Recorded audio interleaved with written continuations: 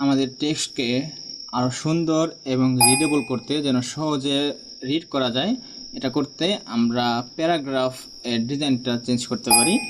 যেমন হচ্ছে প্যারাগ্রাফের পরে স্পেস এবং আগের স্পেস, এই জিনিসগুলো আমরা এখান থেকে চেঞ্জ করতে পারি। যেমন আমরা এই প্যারাগ্রাফটা যদি দেখি, তার উপরে আমরা যদি একটু ক্লিক করি, তাহলে এখানে দেখেন আমাদের লাইনটা ব্লিঙ্কিং করতেছে, তার মানে এখানে আমাদের একটা ব্ল্যাঙ্ক লাইন অ্যাড হয়ে আছে। তো আমাদের এই লাইনটা হচ্ছে এই সেন্ট মেসেজ এই লাইনের মতো একটা বিশাল একটা লাইন গ্যাপ করে আমাদের নিয়ে আসছে। এটা দেখতে কিছুটা সুন্দর দেখা যাইলো, কিন্তু আমাদের এই একটা ব্ল্যাঙ্ক স্পেস যেটা আছে, এটা আমাদের পরবর্তীতে এই স্টাইলটা চেঞ্জ করতে আমাদের এটাকে একটা ডিফিকাল্ট হবে। ঠিক আছে, তো আমরা এই ব্ল্যাঙ্ক স্পেসটা এখানে আমরা রাখবো না। তো আমরা এর জন্য কিবোর্ড থেকে ব্যাক স্পেস চেপে ডিলিট করে দেব। তো এখন আমাদের স্পেসটা একটু কমে গেছে।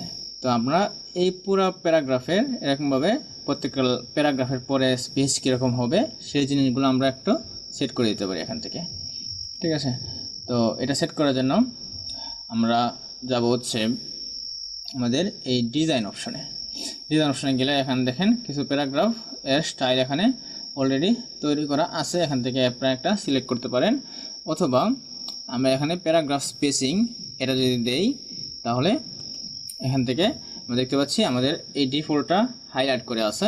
তার মানে হচ্ছে আমাদের এই ডিফল্ট এটা অলরেডি অ্যাপ্লাইড। তো ডিফল্ট এটাতে কি আছে, বিফোর হচ্ছে আমাদের 0 পয়েন্ট, আফটার হচ্ছে 8 পয়েন্ট এবং হচ্ছে লাইন স্পেসিং হচ্ছে 1.08 পয়েন্ট। তো আমাদের কোনো প্যারাগ্রাফের আগে কোনো আমাদের গ্যাপ রাখে নাই, কিন্তু প্যারাগ্রাফের পরে হচ্ছে 8 পয়েন্ট গ্যাপ এবং লাইনের মাঝখানে হচ্ছে 1.08 গ্যাপ আমাদের এটাতে ডিফল্টভাবে রাখছে। তো আপনারা যদি দেখেন এখানে আরও বিভিন্ন ধরনের প্রিসেট এখানে তৈরি করা আছে। এখান থেকে আপনারা নো প্যারাগ্রাফ স্পেসিং যদি দেন, তাহলে দেখেন প্যারাগ্রাফগুলো একবারে কাছাকাছি চলে আসছে, তার মাঝে কোনো স্পেস রাখে না এবং লাইনের মাঝখানেও স্পেসটা একেবারেই কমাই দিয়েছে, লাইন হচ্ছে 1। তো আমরা যদি কম্প্যাক্টে যাই, তাহলে দেখেন এটাতে বিফোরের কোনো গ্যাপ না থাকলেও আফটারে 4 পয়েন্টের একটা গ্যাপ আছে এবং লাইনটা হচ্ছে আমাদের 1। এটাও কিছুটা সুন্দর দেখা যাচ্ছে। তারপর আমরা যদি টাইটে যাই, তাহলে দেখেন এটা আফটার প্যারাগ্রাফের পরে স্পেসটা একটু বাড়াইছে এবং লাইন স্পেসিংটাও একটু বাড়াই দিয়েছে, 1.15 করে দিয়েছে। তো আমরা এখান থেকে যদি ওপেনে যাই, তাহলে এটা আমাদের দেখতে পাচ্ছেন যে আফটারের পরে 10 পয়েন্ট এবং হচ্ছে লাইন স্পেসিংটা হচ্ছে 1.15 পয়েন্ট আছে। তারপরে রিল্যাক্স 6 এবং 1.5 এবং হচ্ছে ডাবল। তো আমাদের প্যারাগ্রাফ স্পেসিংটা হচ্ছে ডাবল হয়ে আছে। তো এখান থেকে আমরা আমাদের যে কোনো দ্বারা আমরা শুরু করতে পারি। আমার এটাতে ডিফল্টটা ভালো লাগতেছে, ডিফল্টটা ঠিক আছে আমার জন্য। তো আপনারা চাইলে আপনাদের পছন্দ মতো যে কোনো একটা প্যারাগ্রাফ স্টাইল দিয়ে শুরু করতে পারেন। যেমন হচ্ছে ওপেন, এটাও একটা সুন্দর একটা গ্যাপ এখানে আছে। তো আমি ডিফল্টটাই শুরু করলাম। তো আপনি যদি কাস্টম এখান থেকে দিতে চান, তাহলে এখানে কাস্টম প্যারাগ্রাফ স্পেসিংও এখান থেকে অ্যাড করতে পারেন, যে পুরো আমাদের ডকুমেন্টটা এই পিসেটটা ফলো করবে প্যারাগ্রাফ স্পেসিংটা। তো প্যারাগ্রাফ স্পেসিং আমরা ঠিক করে আমাদের ডকুমেন্টটাকে আরও রিডেবল এবং আরও সহজে যেন সবগুলো কন্টেন্ট সুন্দর দেখা যায়, সেটা আমরা এখান থেকে করতে পারবো। তো এখন আমরা তো গেলে হচ্ছে পুরা ডকুমেন্টটা কীভাবে আমরা এখন প্যারাগ্রাফ স্পেসিং করতে পারি। কিন্তু আমরা যদি চাই যে কোনো একটা নির্দিষ্ট প্যারাগ্রাফের পরে আমরা স্পেসিংটা বাড়াবো, যেমন এই প্যারাগ্রাফের এইসব স্পেসিংটা আমাদের ঠিক আছে, কিন্তু আমাদের এই সেন্ড মি এ মেসেজ এই প্যারাগ্রাফের পরে এই স্পেসিংটা আমার কাছে একটা কম মনে হচ্ছে।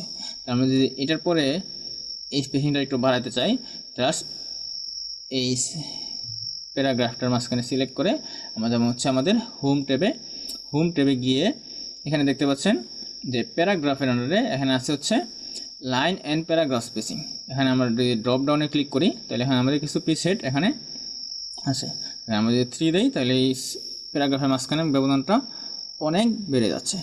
তো আমাদের লাইন স্পেসিং অপশনে যাই, তাহলে দেখতে পাচ্ছেন এখান থেকে আমরা যে কোনো একটা এখান থেকে সিলেক্ট করে দিতে পারবো।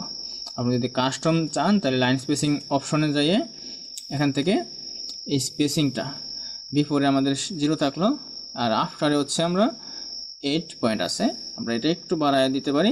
যেমন হচ্ছে আমরা যদি এই এরো ক্লিক করে বাড়াই তাহলে বাড়তেছে, কিন্তু আমরা এইখানে প্রিভিউ দেখতে পাচ্ছি, কিন্তু আমরা লাইভ কোনো প্রিভিউ দেখতে পাচ্ছি না। তো আমরা এইটাকে একটা রাখতে পারি, আমি চাচ্ছি যে 16 রাখতে, কিন্তু 14 এখানে 16 নাই, 12 পরে হচ্ছে 18 আসছে। তাহলে কি করব, আমি 16 রাখতে চাই, তাহলে আমি এখান থেকে 16 কিবোর্ড থেকে টাইপ করে দেব, এবং লাইন স্পেসিং আমার জন্য এটা ঠিক আছে। তো এটা দিয়ে আমি জাস্ট ওকে চাপবো, তাহলে দেখেন এই স্পেসটা একটু বেড়ে গেছে। তো এইভাবে আমাদের ডকুমেন্টটা আর একটু সুন্দর দেখা যাচ্ছে, এই লাইন স্পেসিংটা আরও ঠিক আছে। তো এরকমভাবে আমরা কোনো জায়গায় যেন এক্সট্রা লাইন আমাদের না থাকে, সেটা আমরা